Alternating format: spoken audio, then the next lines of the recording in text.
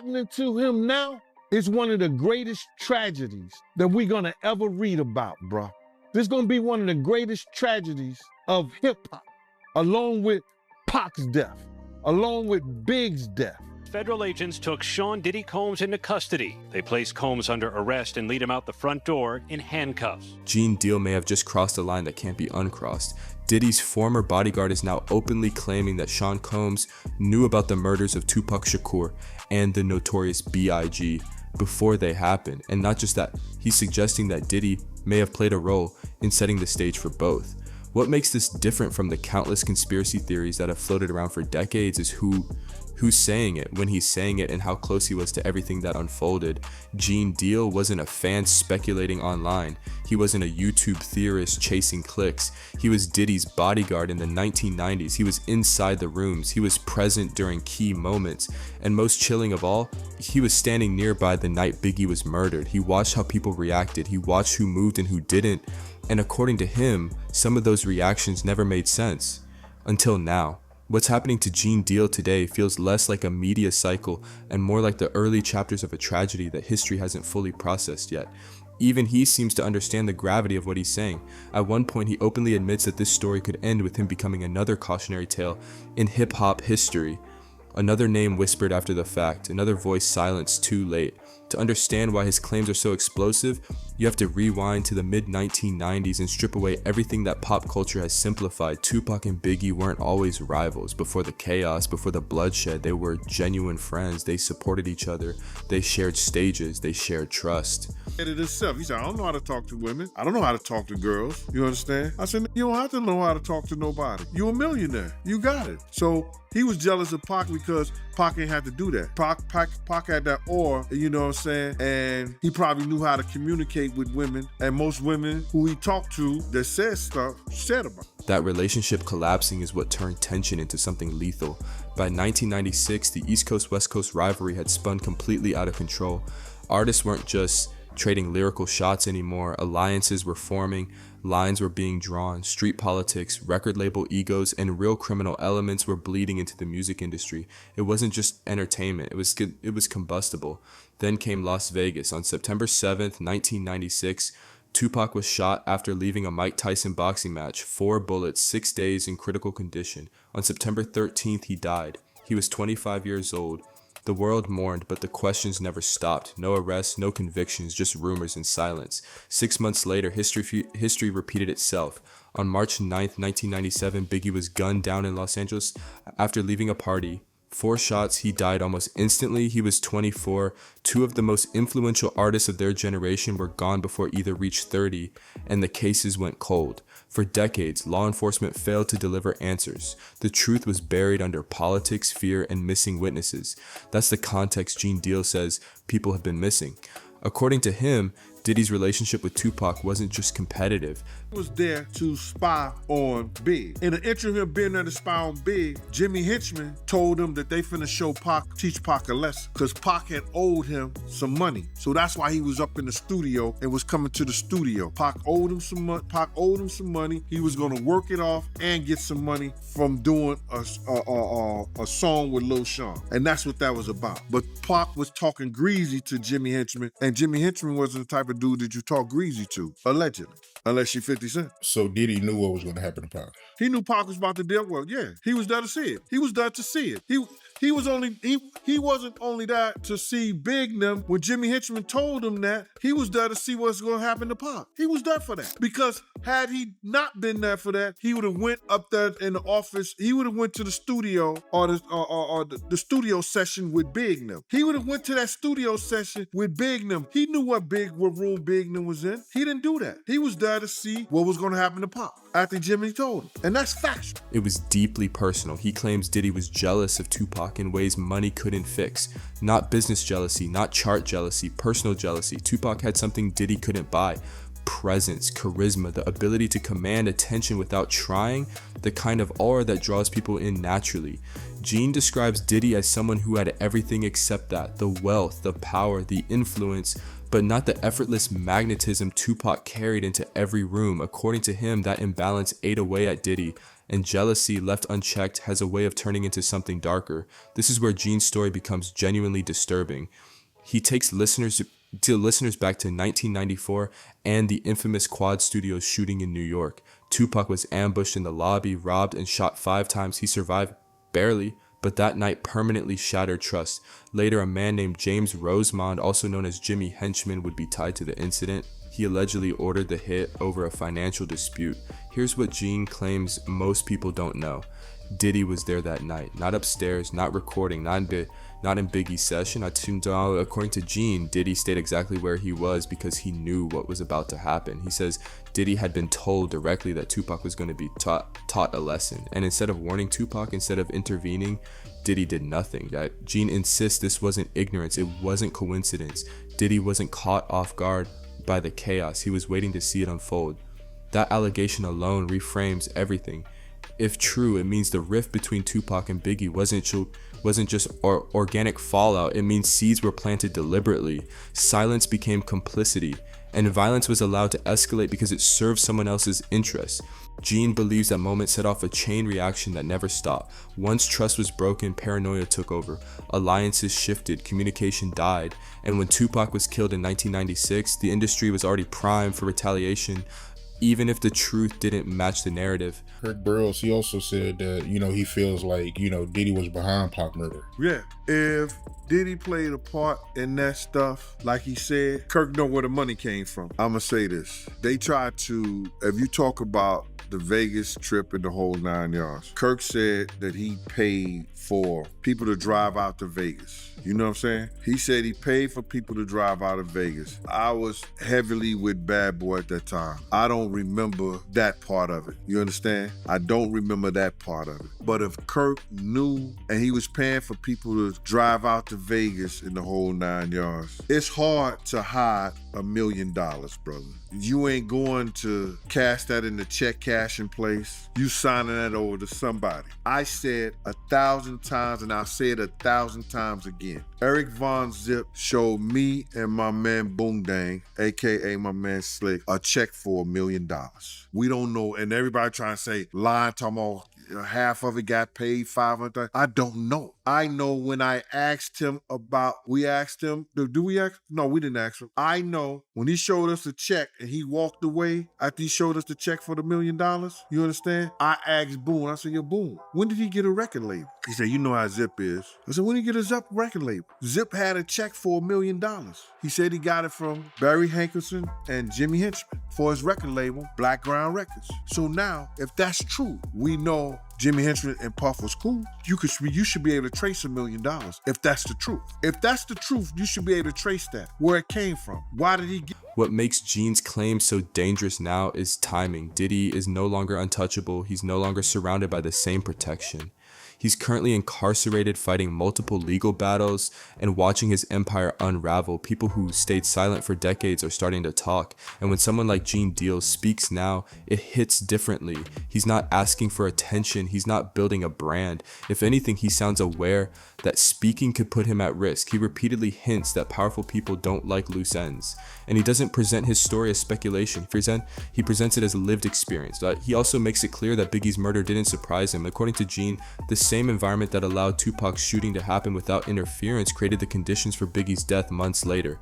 Fear, misdirection, silence, nobody stepping in, nobody stopping the momentum once it started rolling. For decades, fans argued over who pulled the trigger.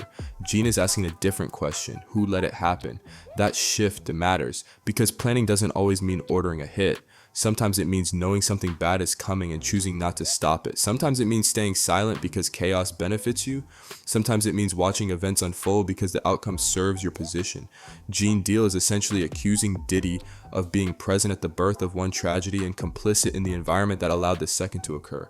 If that's true, then hip-hop history has been telling the wrong story for nearly 30 years. And here's the part but that makes this even heavier. Gene suggests that the truth stayed buried because too many powerful people benefited from it staying buried. Labels, executives, media, everyone moved on because moving on was safer than digging deeper.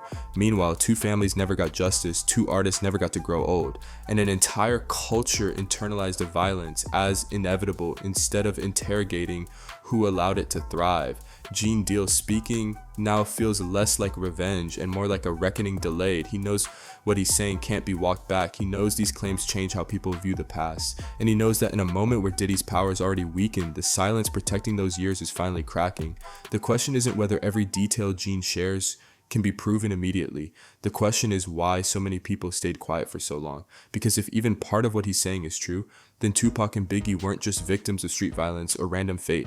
They were casualties of an industry that watched danger coming and chose not to intervene. And that realization should make everyone uncomfortable. Instead of warning Tupac, instead of stepping in, instead of doing literally anything to stop what he knew was coming, Diddy chose silence. He stayed quiet and let events unfold. That decision alone changes how everything looks, because knowing someone is about to be harmed and choosing not to act isn't neutral. It isn't passive. It's a choice, and it's a cold one. Think about that for a moment. Imagine being told that someone is about to be shot, not rumored, not vaguely threatened. You know something bad is coming, and instead of picking up the phone, instead of pulling that person aside, instead of saying a single word, you let it happen. You watch it play out. That kind of silence isn't accidental. It's deliberate.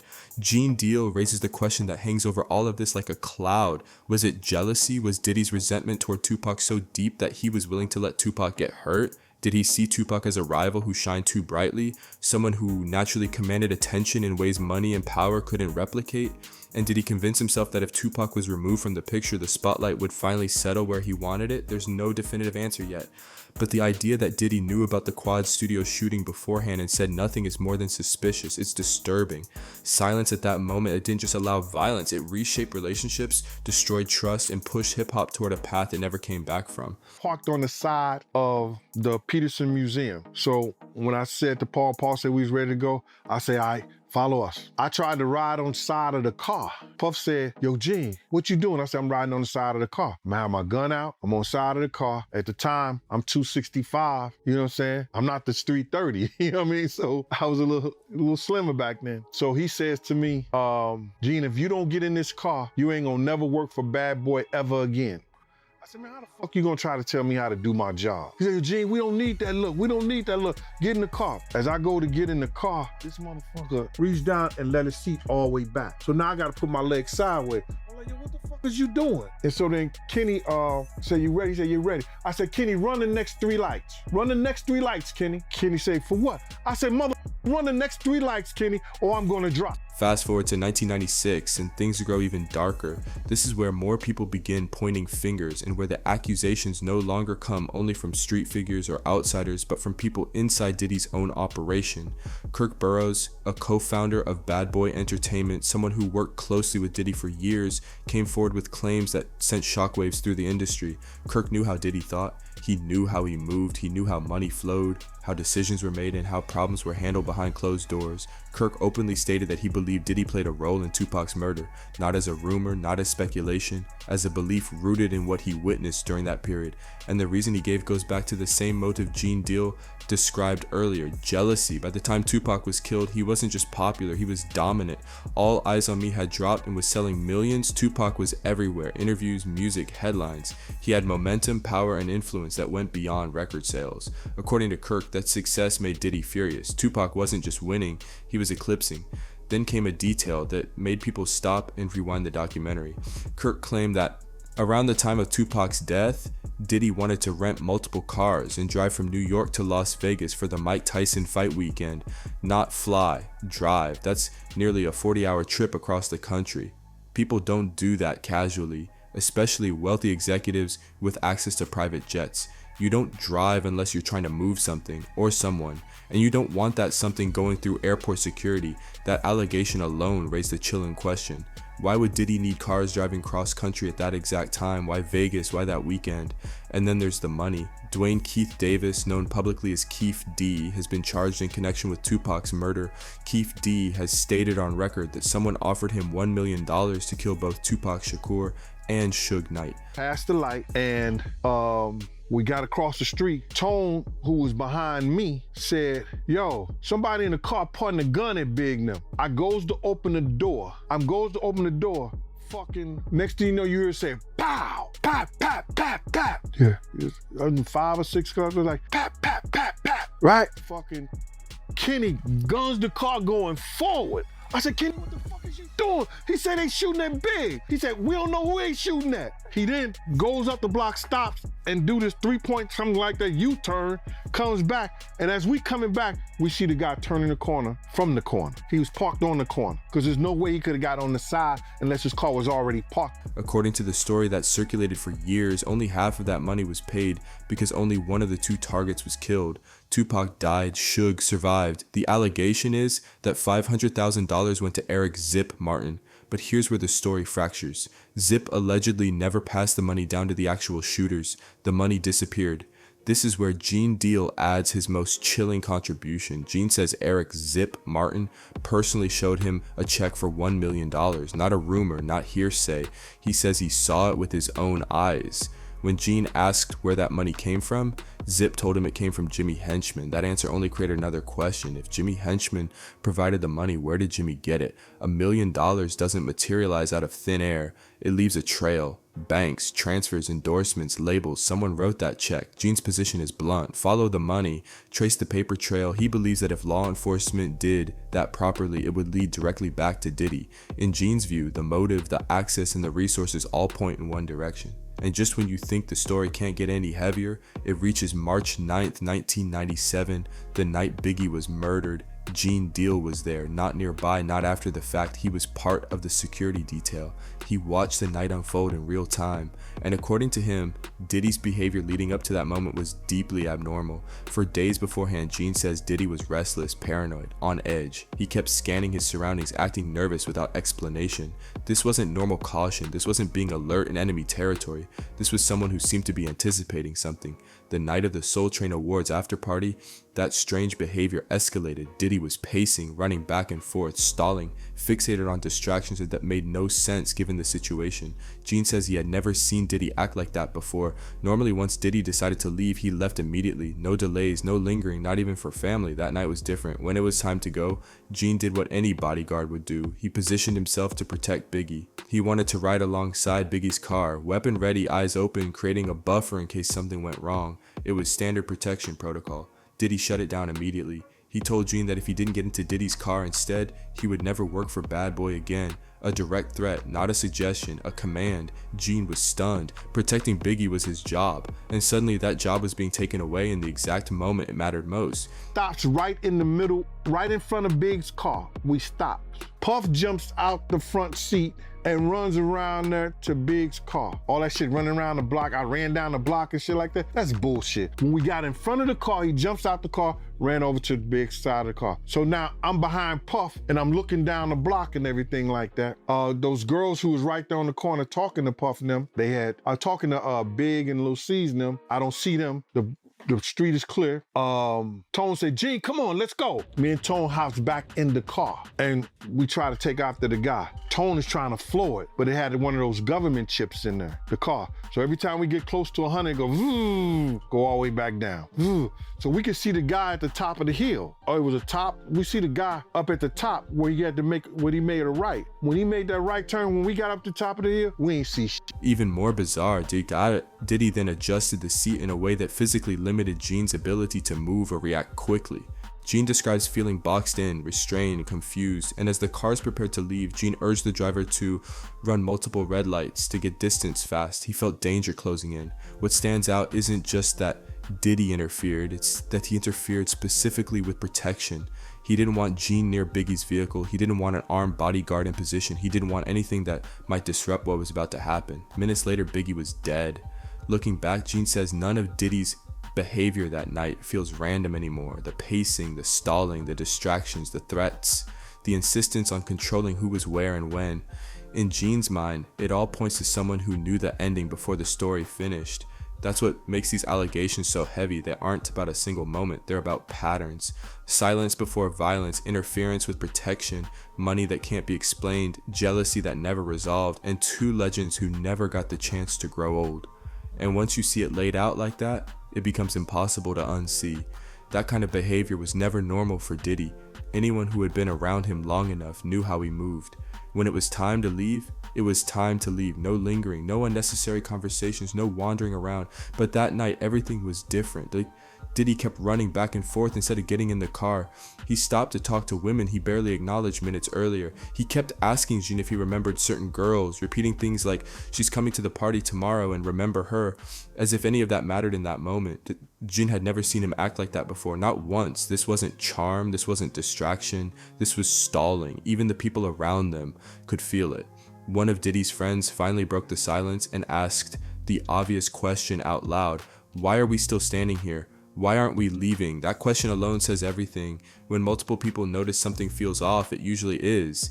Looking back now, Jean believes he understands exactly what was happening. Diddy wasn't confused, he wasn't paranoid, he was waiting, he was buying time. He was making sure everything lined up exactly the way it needed to. Biggie's car in the right position, the shooter in place, and Jean removed from the equation. That's the part that changes everything. This wasn't nervous energy, this wasn't coincidence, this was calculated. When they finally left the party, the cars were lined up outside the Peterson Museum. They shot my man, they got my man. And Puff got him behind Big, and I said to Puff, whatever y'all do, don't let him go to sleep. Don't let him go to sleep. Whatever y'all do, don't let him go to sleep. And Kenny jumped in their car because he said he knew where the hospital was at. And now Tone was driving our car. So Puff said, "Can you know where the hospital is?" He said, "Yeah, I know where the hospital is." And Big, he said, "Yo, Big, I'm gonna get you to the hospital. Big, I'm gonna get you to the hospital." And Big said, "Just do it before I close it." Diddy made sure Jean rode in his car, which pulled out ahead of Biggie's vehicle. Jean's gun was still on him, tucked under his shirt, but now it didn't matter. From where he was sitting, he couldn't protect Biggie from another car approaching from the side or behind. The positioning alone eliminated any chance of intervention. As they passed through the intersection, Tone, who was behind Jean, suddenly shouted that someone in another car was pointing a gun at Biggie's vehicle. Jean instinctively moved to open the door, ready to react, but before he could do anything, the shots rang out. Not one or two, multiple, rapid, controlled. 5 or 6 cars heard it. At the same time, Kenny hit the gas instinctively, pushing the car forward. Jean yelled at him, demanding to know what he was doing, but Kenny was panicking. All he knew was that Biggie was being shot. As they drove forward and then turned back around, Jean noticed something that stuck with him forever. There was a car parked perfectly at the corner, not pulling up, not speeding in, parked, waiting. So earlier that night, Jean had seen a man in a blue suit with a white shirt and bow tie walking near the cars. When that man noticed Jean, he stopped, locked eyes with him, and froze. Jean subtly revealed his gun, letting the man know he was armed. The man immediately turned around and walked away. At the time, it didn't fully register. Later, it haunted him. Jean is adamant about one thing. There is no way the shooter's car could have been in that exact position unless it had been placed there in advance. The corner, the timing, the alignment with Biggie's route, it was too precise. This wasn't random. This wasn't a spontaneous act. Someone knew exactly where Biggie would be, exactly when he'd be there, and exactly which car he'd be in. And there was only one person who knew all of that. Immediately after the shooting, Jean and his partner Tone tried to do what anyone would do in that situation. They tried to chase the shooter. They weren't thinking about safety or protocol. They wanted justice. They wanted answers. They wanted to catch the person who had just murdered their friend. But something stopped them. Their car had a speed limiting chip installed. Every time they pushed close to 100 miles per hour, the engine automatically slowed down. No matter how hard they tried, the car wouldn't go faster. Jean says they could see the shooter's vehicle ahead of them cresting the hill. They were close, too close for coincidence. But as they reached the top, the shooter was gone, vanished. Jean has asked the same question ever since. Why would a bodyguard's vehicle have a speed limiter? Bodyguards need speed. They need mobility. They need the ability to escape danger or pursue threats. A limiter makes no sense unless someone wanted to make sure that chase never succeeded.